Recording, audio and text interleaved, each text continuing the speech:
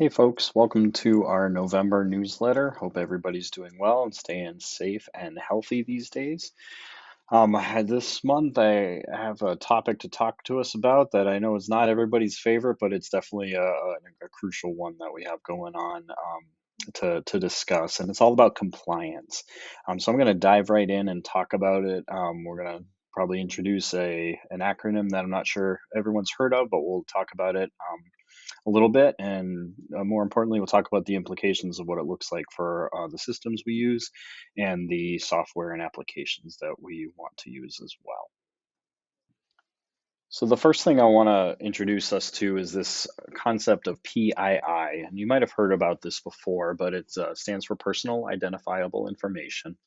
And some of it kind of makes sense. It's our names, medical information, email addresses, banking, photos, etc. Things about us that are personally identifiable.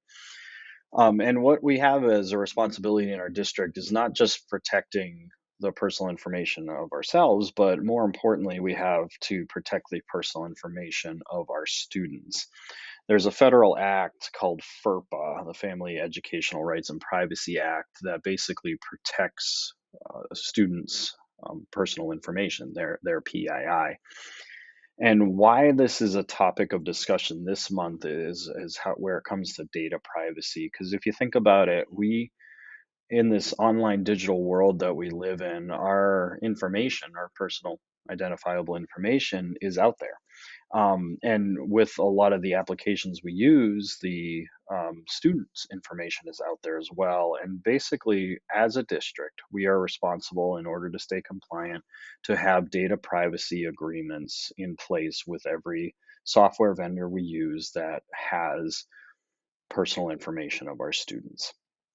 A couple years ago, this wasn't as big of a deal. You know, we the amount of online systems we use was relatively minimal.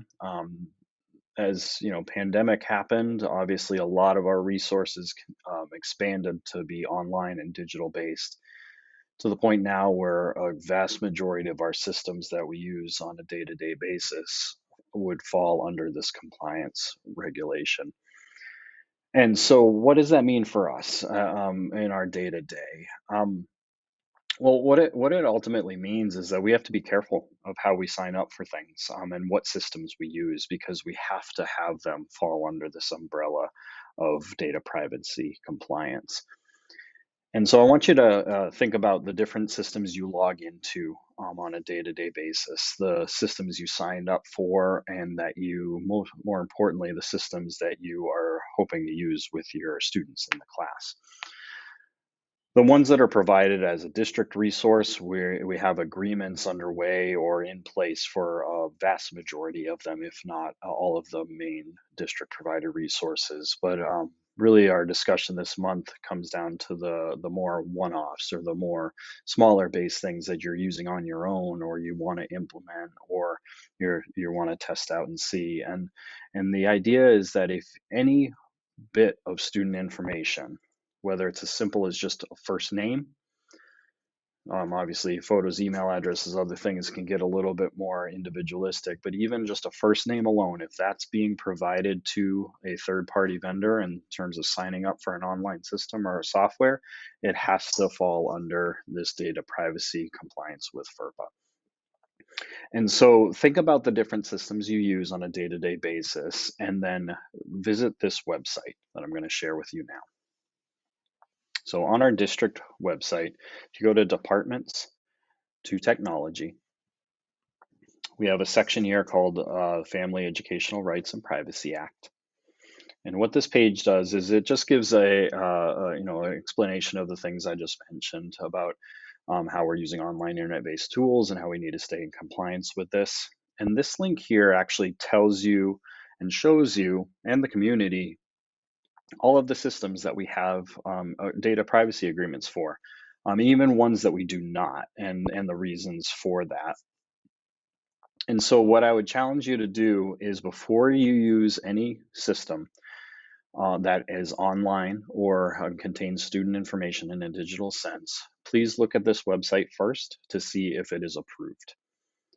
As you scroll through, you'll see things like Brain Pop, Arduino, Archive Social. There's many different resources in here. Something you can search for, Kahoot, for example, that's approved because we have an agreement in place with them. ST Math, right? Under Mind Research, that's approved, right? So you can use this to search for all the different systems that you use. If there's something in here that's not approved, you would actually have that language in this column here. And the improvement, the reason for that could be that the vendor doesn't sign the data privacy agreement. They don't agree to the legal ramifications of what it means to protect our student data. And that's something you need to consider. And then as a district, we can't use those types of resources. If you don't see it in the list at all, this is something you can submit as a support ticket request, and it's something we'd be happy to look into to see if the vendor does agree to it. Because the reality is that we cannot move forward and approve any integration with a vendor that does not sign a data privacy agreement. So it's crucially important for the safety of our students and also the safety of our staff as we are responsible for sharing information to only use district provided resources. So perhaps not the most fun topic this month to discuss, but it's just something we need everybody to be aware of. As I mentioned, all district provider resources are going to be covered or are covered already under this. So it's really the tools that you're choosing to use on your own that we want to make sure fall under this compliance umbrella. If you have any questions about it, please submit a support ticket about that system. And then again, please just go through that approval process and wait to use any of these third-party systems until there is a specific approval in place. All right, take care. Enjoy the rest of your month. And as we get closer to the holidays, we hope you are staying safe and well. See you soon.